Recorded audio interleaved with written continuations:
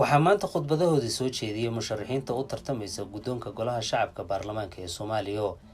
musharaxiintan oo tiradoodu ahayd 8 musharax ayaa maanta soo jeediyay khudbado kala duwan, balse waxaan taaban doonaa khudbadii ugu saameyn badneyd ee laga soo jeediyay baarlamaanka 11aad ee Soomaaliya. qofkan inuu ka hadlayno waa Sheekh Aadan Nuur Sheekh Aadan Madoobe. wuxuu ka soo jeedaa Koonfur Galbeed. wuxuu hore u soo noqday gudoomiyihii baarlamaanka federaalka ee Soomaaliya.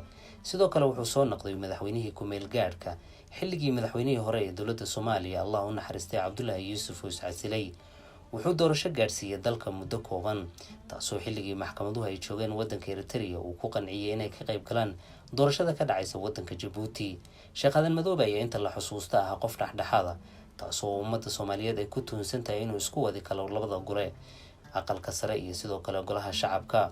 Sheekh Aadan Madoobe oo maanta khudbadiisa meelo badan taabanaysay ayaa sheegay baarlamaanku inay noqon doonaan kuwo ka hufan gacan haadis kaleete. dhanka kale wuxuu sheegay inay noqon doonaan baarlamaanku kuwo iskood isku maamula aanan loo gacan haadinin. Sheekh Aadan Madoobe ayaa waxaa la xusuustaa inta la garanayo inuu yahay mid khibrad fara badan u leh inuu maamuli karo guddoonka golaha shacabka iyo dhammaan arrimaha ka taagan waddanka Soomaaliya. dhanka kale sheekh ayaa lagu tuhunsan yahay inuu yahay qof dhexdhexaad ah, kaasoo ka soo shaqeeya howlo fara badan oo waddanka hore looga soo qabtay. Sheekh Aadan Madoobe ayaa la tuhunsan yahay inuu saaxiibo badan ku leeyahay rugcadaayada ugu waaweyn dalka Soomaaliya dhanka siyaasadda. waxaa ugu horeeyay madaxweynihii hore ee dowladda Soomaaliya Sheekh Shariif Xasan iyo sidoo kale ismaamul goboleedyada ugu tunweyn waddanka Soomaaliya oo ay ka mid yihiin Puntland iyo Jubbaland. dhanka kale waxaa lagu tuhunsan yahay Sheekh Aadan Madoobe inuu ku leeyahay saaxiibo badan xildhibaanada la doonayay inay 27 bishan ay ku doortaan magaalada Muqdisho guddoonka golaha shacabka ee baarlamaanka ee Soomaaliya.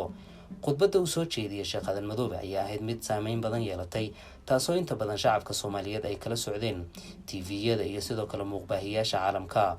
dhanka kale Sheekh Aadan Madoobe ayaa lagu dareensan yahay inuu noqon doono qof jiheeya baarlamaanka Soomaaliya, taasoo lagu garan yahay khibrado fara badan oo uu leeyahay inuu wax ka bedeli karo habka la doonayay inay Soomaaliya noqoto. maanta ayuu khudbad ka soo horjeediyay baarlamaanka 11aad ee Soomaaliya, taasoo baarlamaanku uu ballan qaaday inay noqon doonaan kuwo ka hufan gacan haadis kaleeto oo shisheeye. dhanka kale baarlamaanku uusan noqonin mid u jajuuba madaxweynayaasha iyo sidoo kale